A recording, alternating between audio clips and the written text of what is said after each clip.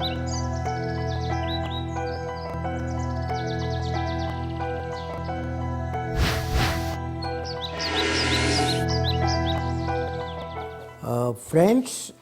I am very happy to see in the dais Justice Santosh Hegde,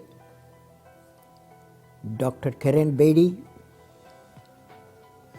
Dr. Harish Hande,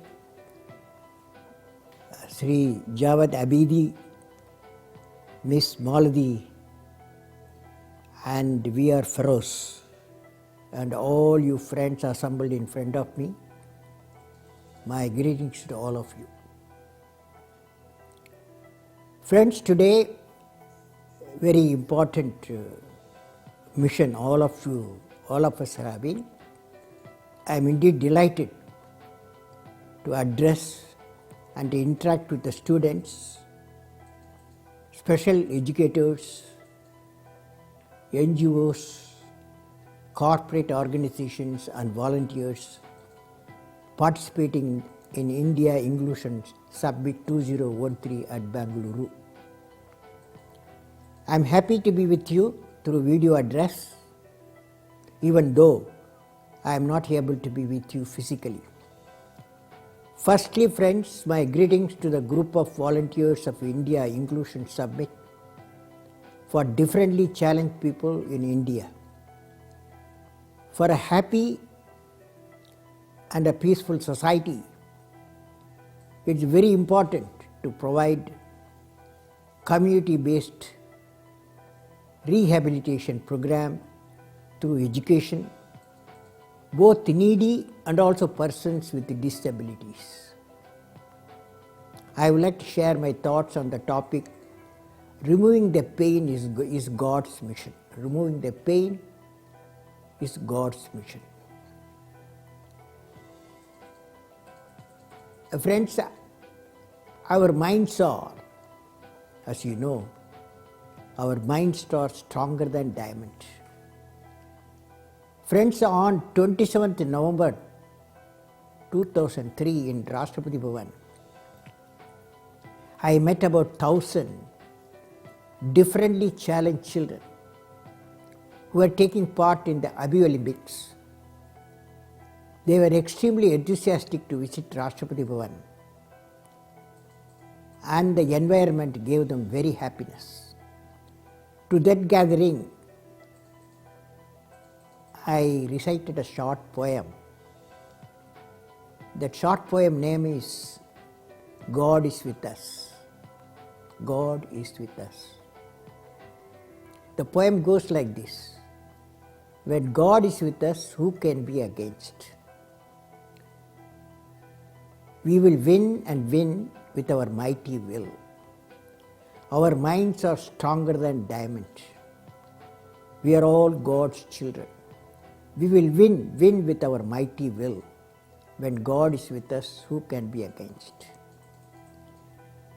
Since I am addressing the educators, parents, and caregivers of the special children, I would like to share with you some examples of rehabilitation pertaining to special children.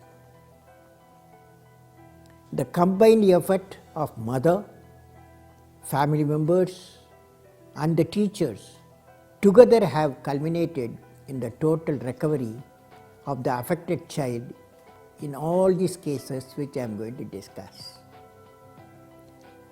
Friends, let me start with sharing a research work of one of my students, Father George, on mentally challenged children. His research is on mentally challenged children. According to his study results, the neurons of mentally challenged children can be activated and the new pathways can be formed by physical practice and neurological challenge. A mentally challenged child is indeed a typical case where the neurons are affected in numbers, so the intellectual ability is compromised. My student Father George has developed a model of the brain where the neuronal density is the key factor for the smartness of the brain. The model indicates that the focus damage does not diminish the capacities of the brain a lot. However, a widespread destruction of neurons decreases the capabilities drastically. If we can find a way of increasing the neuronal density, at least in some areas, we will be able to give better quality of life to the affected children. These are his research results. Friends, now I am going to tell you the story of Nihar. Now let me talk about a child who has been cured and trained by a school in Mumbai. His name is Nihar. Nihar, presently a student of visual arts and crafts, was diagnosed of having learning disability when he was 4 years old by his parents based on certain symptoms in his communications, walking and aggressive behavior. The parents admitted Nihar in a mainstream school where teachers were not able to teach him until he was 12. At the stage, Nihar was brought to a special school in Mumbai. The teachers worked with Nihar using the program Facing Learning Disability through Communication with the Environment. The program had 4 phases. In the first phase, Nihar was given training in communications. It is important to let mentally challenged children set the pace, have control so that they build a trusting relationship with the people around them. Using play as an excellent way to get to know the children and enable them to feel comfortable as well as having fun at the same time. In the second phase, using the environment, the innate abilities of Nihar for music and art were brought to the fore. Nihar showed signs of settling down and doing work given to him in the classroom. He started using eye contact and good focus on what being said to him.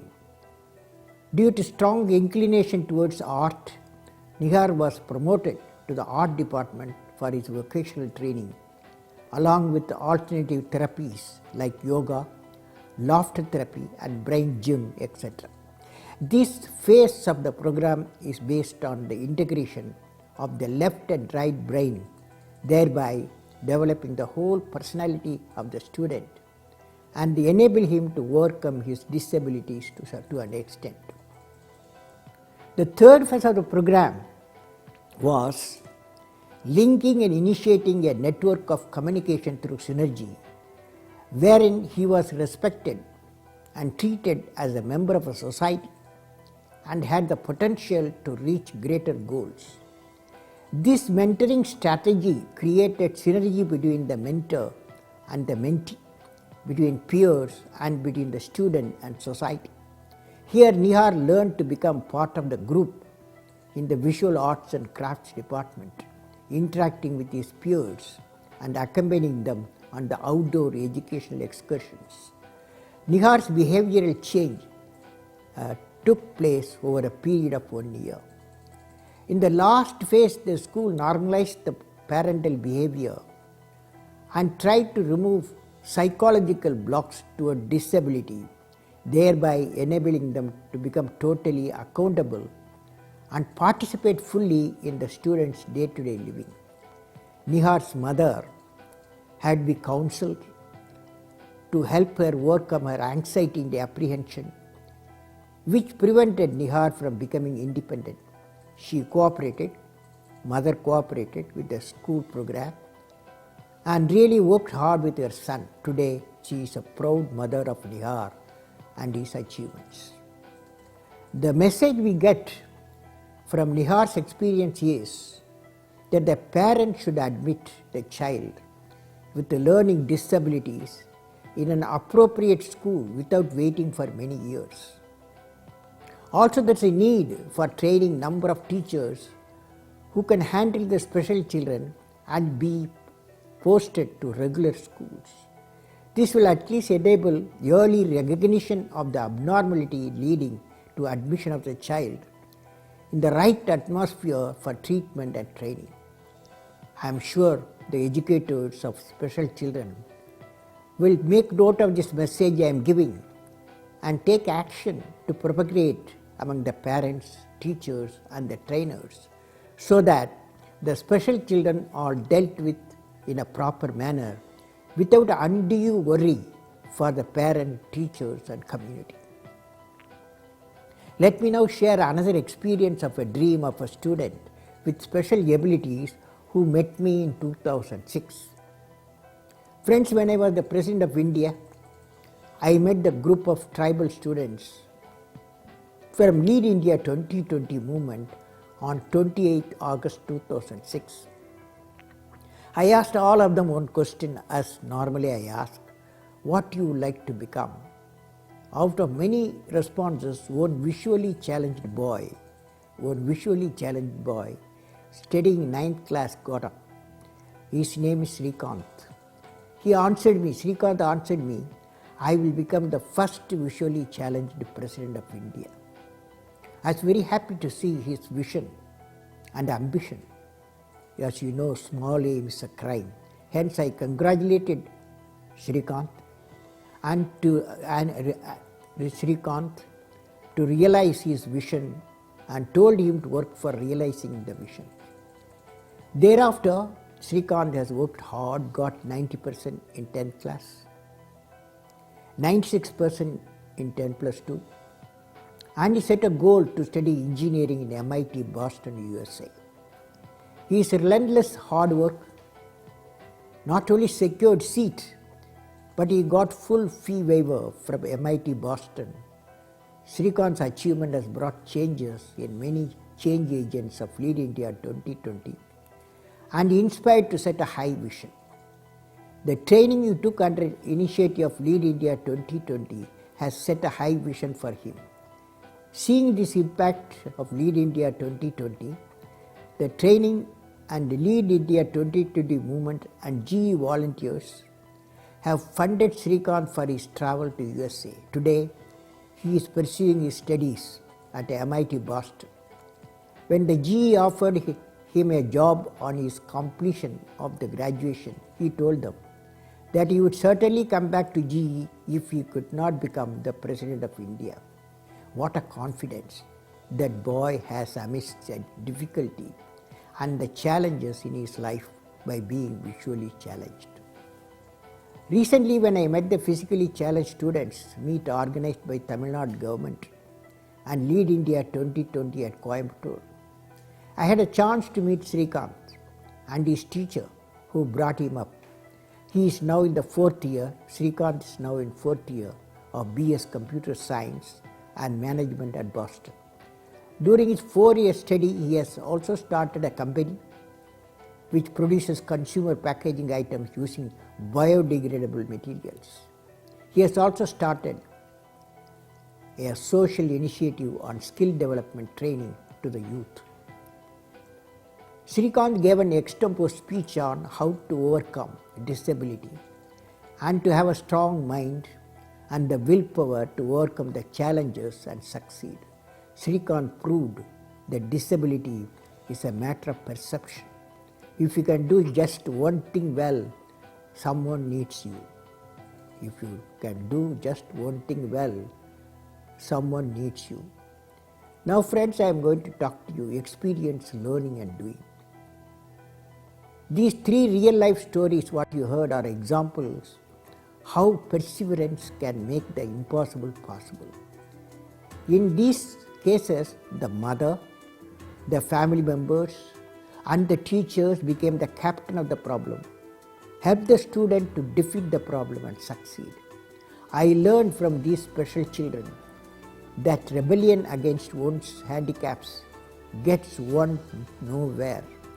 Self-pity gets one nowhere. One must have the adventurous, daring to accept on self as a bundle of possibilities and undertake the most interesting game in the world, making the most of one's best. Here, friends, I would like to share one experience of Father Thomas Felix, Director, Central Institute of Mental Retardation, CIMR, Thiruvananthapuram, Kerala, in handling the special children. There are so many methods used to teach these children. From their experience, it was found that there are 3 C's approach: comprehension, competency, and creativity. And shape-based curriculum is the best training method for their development. One of the basic features of the special children is a lack of social skills and poor interpersonal skills. This should overcome only through interacting with others. The training model provides maximum opportunity for their social interaction through real experience. It helps them to come out of the shell. Contrary to the common belief, they do not prefer being alone. The multisensory approach of teaching helps them to learn easily by touching, seeing, hearing, and smelling and tasting. They recognize, understand the real world. Actually, this is what the sensory integration therapy aims. The student of CIMR, Sethu Ramanarayan, Bhamadi, are examples of special children who were mainstreamed to Bharatanatyam and fine arts through training by Father Thomas Felix. This is the result of experience and interaction with special children. During my presidency, I requested the army to provide 2 horses to the institute to teach special children. Recently, I visited them and seen the performance of special children in handling the horses and riding over them. It was a beautiful sight to watch. It gave them the confidence, managed the reflex and coordination better. Their movement has improved a lot. The ability of risk-taking has increased tremendously. When they came forward to me by riding horses, they came like soldiers leading the army. It was a beautiful scene to witness.